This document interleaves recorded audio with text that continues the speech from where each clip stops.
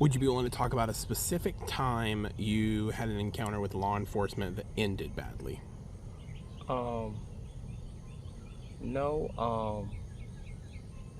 I did come into contact with law enforcement, but it didn't end badly. It didn't really too much end badly, but I did get stopped.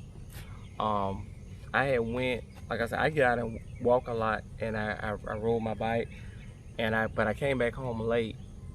Well, I got stopped before I could get to the stop sign of where I was at by police, and they were looking for someone, and they stopped me and searched me. My mom doesn't. I don't think I even told my mom about it, but they stopped me and searched me, and I had to show them my ID, but I didn't fit.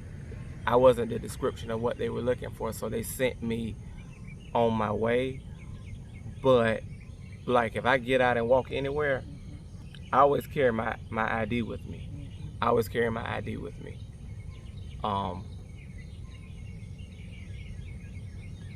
So like I said, they ended up letting me leave, but I always carry my ID with me everywhere I go. Okay. What does defunding the police mean to you? Do you agree with it? And what kind of change would you like to see? See, this is my problem. With defunding the police, it's being thrown out as if people are saying get rid of the police. No, anybody in their right mind knows that you do need law enforcement. And you need law enforcement. But defunding, what people are saying, they need to take some of the funds that they put towards policing to put towards mental health. Yep. Education. I have a family member that deals with mental health, and that was one of the main things that scared me when they were sick at that time, was how would they come back home alive being in the hands of police, because you have officers that don't realize when you're dealing with somebody that's dealing with mental illness, they're not, for one thing, they're not in their right mind. So if they're doing things, they're not intentionally doing it. They're doing it because they're sick. That's where you need train. That's where there needs to be training at. That's where there needs to be training at. And I mean, even in communities, we see all the time where they do get money, but they get new cars. They get new police. Instead of educating and actually making a change, it's put towards them getting new police cars and everything. There needs to be a training where they learn how to deal with people that do have mental illness. Also, if you're gonna police a black community, you need to get out in the neighborhood and get to know the people that you're policing. So that way, when they come out, they don't feel some type of way about you being in their community.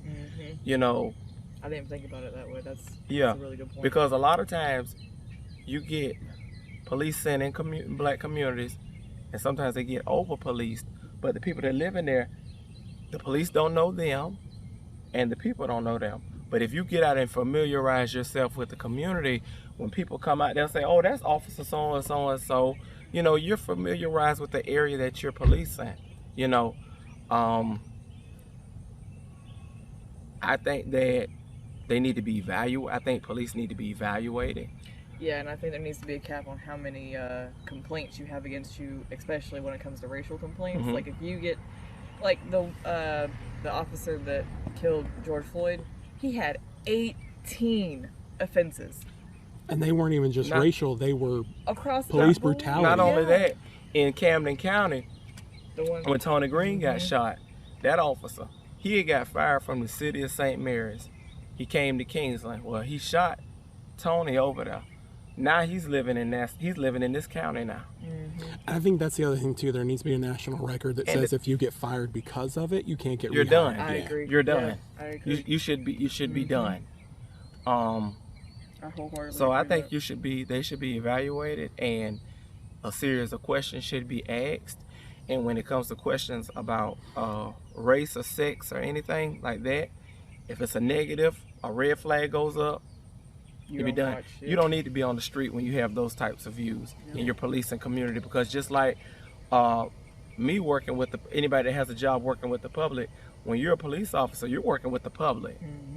You know, you're serving the community, and like I told somebody, I said I don't have anything against police officers. I don't, because like I told you earlier, I've had experiences where I've had to deal with police, and I've dealt with police that were actually caring, very helpful, and very concerned. And I mean, I get that, you know, you want to be taken seriously, but you got to remember you serving and protecting a community of people. And I feel like when you take an oath and an obligation to serve and protect the community, I'm holding you at your word that you're going to do that.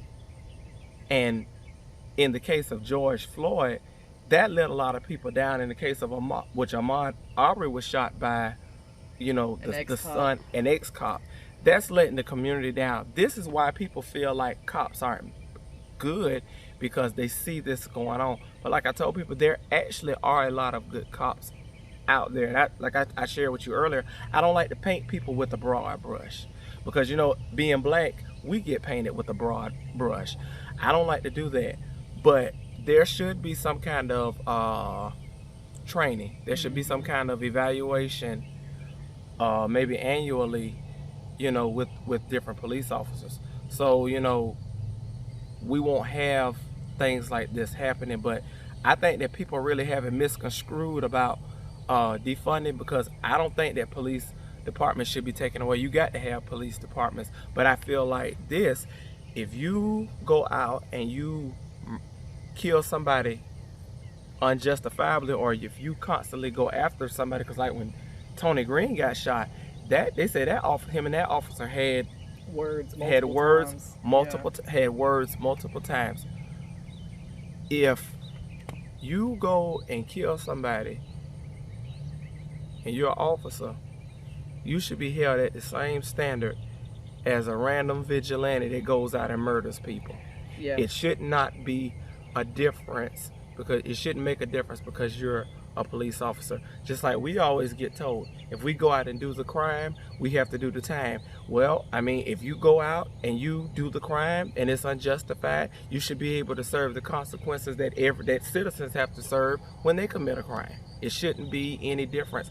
And this is my issue with people that say, and I agree that Blue Lives Matter, but the problem I have is, are you going to hold these dirty cops accountable as you're going to hold an everyday criminal accountable for their actions?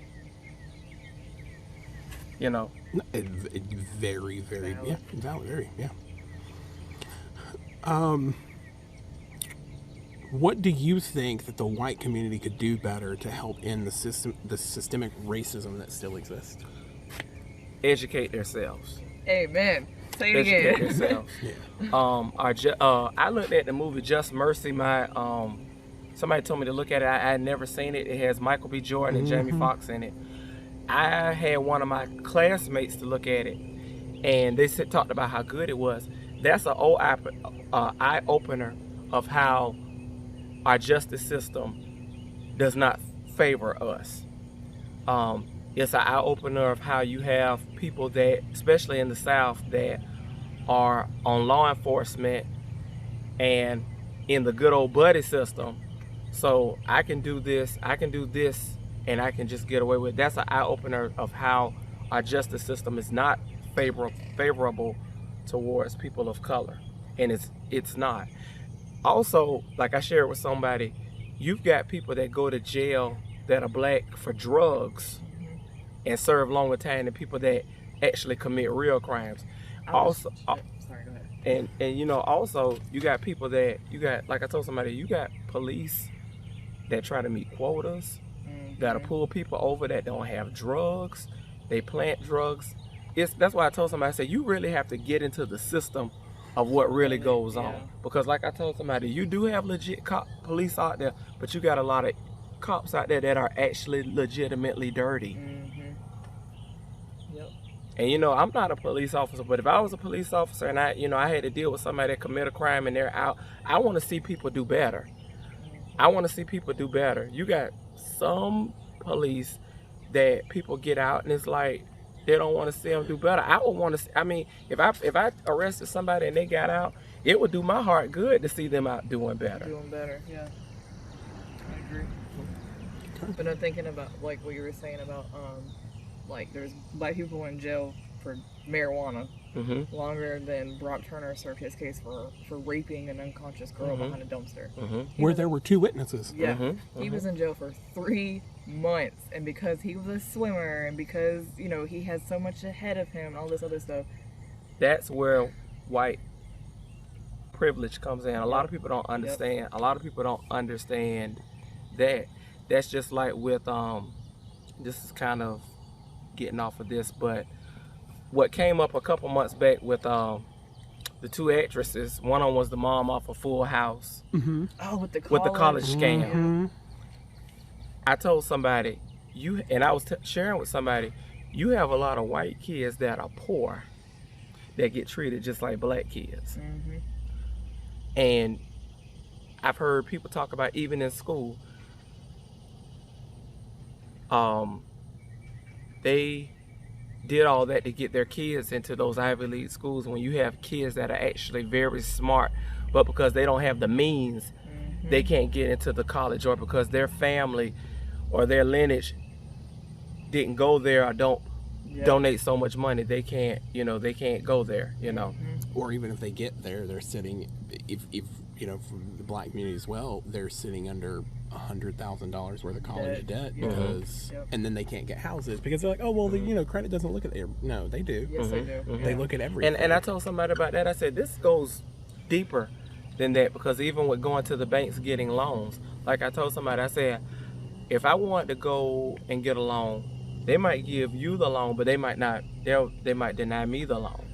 This unravels into a lot of things. That's like I was at work one day and I had on a mask, and it was a Florida A&M University mask, and one of my coworkers said, "What is that?" I said, "Florida A&M." I said, "That's Florida Agriculture Mechanical University." I said, "That's one of our HBCUs in the state of Florida," and they said they had never heard of FAMU.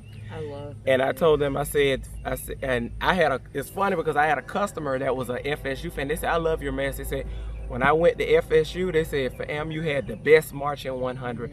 But I even told them that. I said, we have HBCUs because black people couldn't go to schools like Ole Miss or Auburn State. So after slavery, you had people like Booker T. Washington that started Tuskegee University to help black people go to school for, those days teaching and higher learning to help them get an education, But a lot of people do not know that. I mean, this is information that a lot of people are not, they don't know about. Whitewashed again. In order to be able to vote as a black person, you had to have family. One of the laws, it was the grandfather clause. Yeah, you had to have a family member that voted. Well, we just desegregated. Now they're just getting the right to vote. Of course, they don't have anyone in their family that can vote. Not only that, the literacy test. Yeah. The literacy test, you had to do things like count how many jelly beans was in a jar, and you had to know, like in Mississippi, you had to know how long did the Mississippi River run, how many counties did it go through. There were different questions that they had to, Selma shows that one really well because it's when the lady goes to get hers, he's like, recite the preamble. I'm like, 90% of the United States can't recite the preamble. And she did beautifully. And then he was like, how many judges are there in Mississippi or whatever? And she was like, he was like, name them. And you were like, really, dude? And I think there was like 54 judges she was supposed to name. And not only that gets into how a small town ran, because when she went up to vote, he said, "Don't you work for such and such and such?" And she was like, "Yes, sir." And she was like, "Well, how would he feel if I told him one of his gals was coming down here stirring trouble?" Yeah. That got into how people had influence in towns. Yeah. It could cost her job or career. And then the movie The Help shows that when she fires the girl and then she basically can't get a job at that point.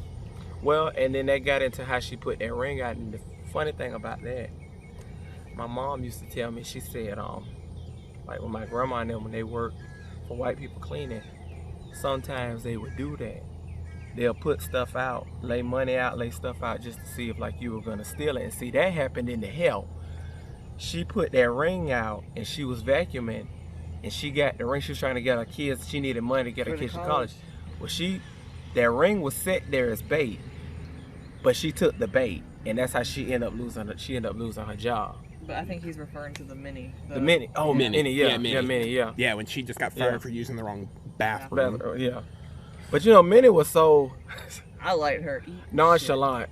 Eat my shit. And I think like, and it's interesting to see this in that movie, like to see the scope. And I know there's issues with that movie because it was written by a white lady. It was a book, who took black stories versus, which I mean, but you saw the different aspects of people who suffered through that stuff. Like you had the main character who was like, no, she's very like soft spoken. She's just trying to keep her job right. And then you had Minnie who was like, what? You guys are stupid. Like, you know, and she, quick to say her opinion. I mean, that's it. For some people, that's how they survived going through that ordeal. Was they had to have that outer shell. You know, that's just like how that's like I told somebody. I said, you know, a lot of people, you know, play roles like Martin Luther King Day. A lot of people have the wrong aspect of Martin Luther King Day. I wish that a lot of people educate themselves on that, because like I have to tell people every year, I said Martin Luther King didn't just help black people, he helped a lot of white people, a lot of poor people. I told somebody, I said a lot of white people helped in the civil rights movement. Some of them were lawyers, some of them just volunteered and gave their free time. I said it was a lot of people that were involved in the movement. But you got to celebrate the movement as much as the man. Yeah, you do. But a lot of people don't. I think that a lot of people are still ignorant to that. A lot of people feel like it's just a holiday that's celebrated by black people. No, he helped people all over the world. He helped people all over the world. It's definitely a holiday that white people should celebrate too, simply for the fact that it's celebration of a man who tried to make the world better, a better place. Not just for the black community. He wanted equality for everybody. That's just like John F. Kennedy. That's just like John F. Kennedy.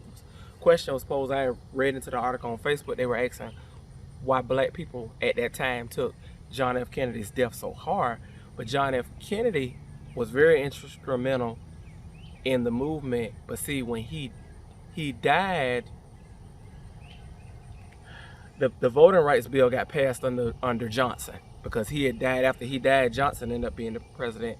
Well, he passed the civil rights bill, and then Dr. King ended up going back to him about passing, you know, the voting bill. But there were a lot of people that were very much instrumental into us having the laws that we have, and like a lot of young kids, like even with us our age, you know, we're able to go out and sit in restaurants and eat together and stuff. But back then, you know, they weren't able to do that, and that's a lot of younger people that are younger than us. I don't think they're aware of that. You know, I mean, I wouldn't have thought that for us to be living in, and my mom said that, she said, you know, for us to be in the 21st century, I would have never thought that I would be seeing what I'm seeing now. And you know, you wouldn't think that in this day and age we would have to have these conversations. You wouldn't think we would be seeing, you know, what we've seen in the recent weeks, months, you know. Well, I think too, and it goes back to, like, say for your grandmother who's 98, like, she lived through that, so she's teaching this new generation the right way, but you've still got that generation, her generation, on the other side of the spectrum. My grandpa, like I said, was 96, 97, and he doesn't speak well of black people at all. You know what I'm saying? Like, it's hard to... And the strange thing about it, you know, like I said, people have the views that they have. It's like I shared with somebody that we're talking about interracially dating. And I even had a lady that I work with, she asked me, she said, Michael, would you date somebody white? I said, yeah, I would. I said, but I don't, I said, yeah, I look at the appearance of a person, but I try to get to know a person from their heart.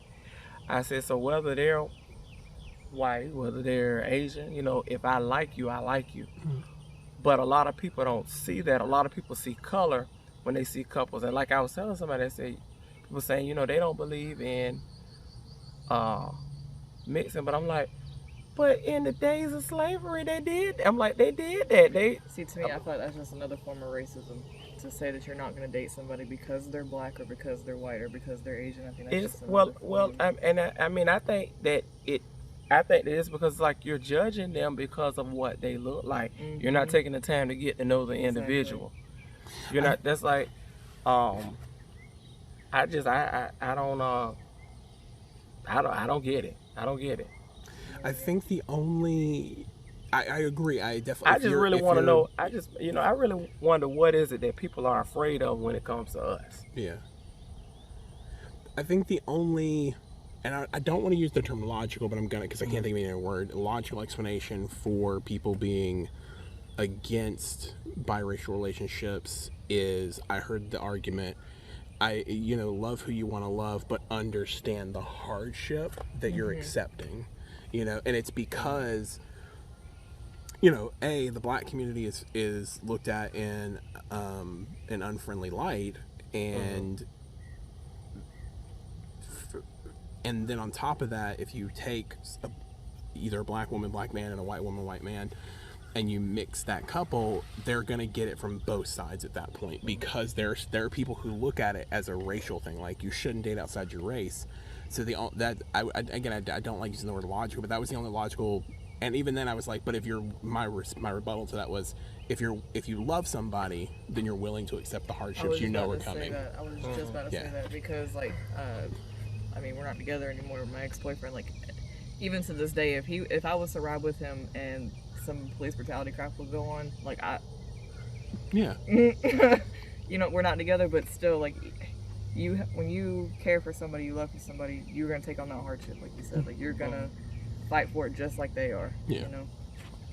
Yeah, like I said, I think that was just them trying to play devil's advocate. That's why I said I don't like using, because it's not logical because you're looking at okay, I understand that, but whether I love the same color or the opposite color, we're gonna have hardships in a marriage, because that's what marriages are. They're hardships, and they're learning from those hardships.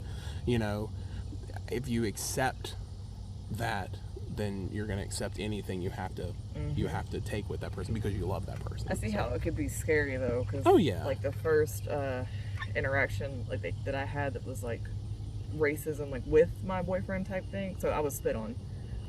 Wow. So I had just got off the bus. He would walk to school, and I had to get on the bus because I used to live in fuck Egypt, excuse my language.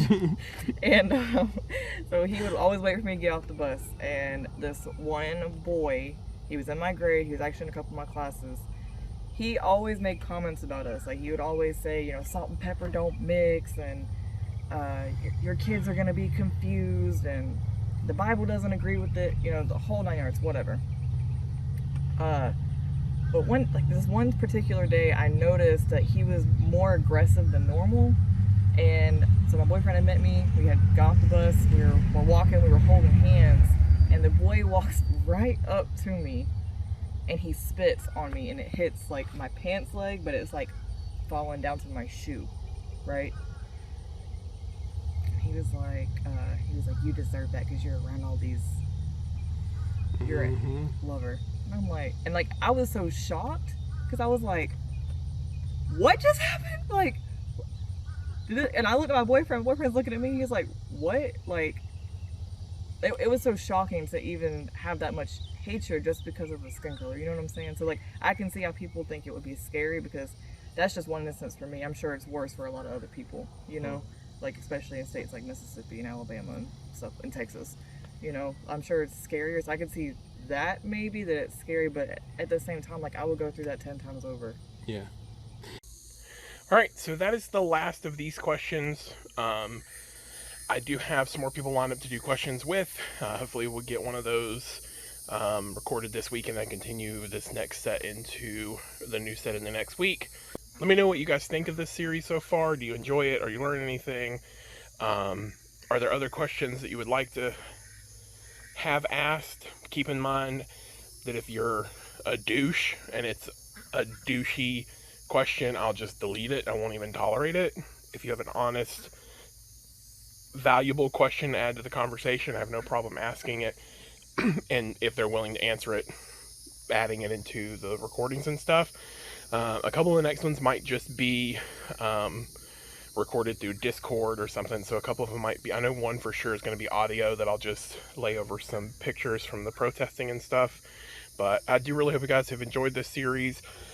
I learned quite a few things being able to talk to these two, as well as just enjoying the overall experience of just being able to sit down and talk to somebody who I've never been able to sit down and talk to with before, and to also kind of get that message out there that this is what they're experiencing. This is why the Black Lives Movement is a thing. This is what they're fighting for. So, and that we have to help.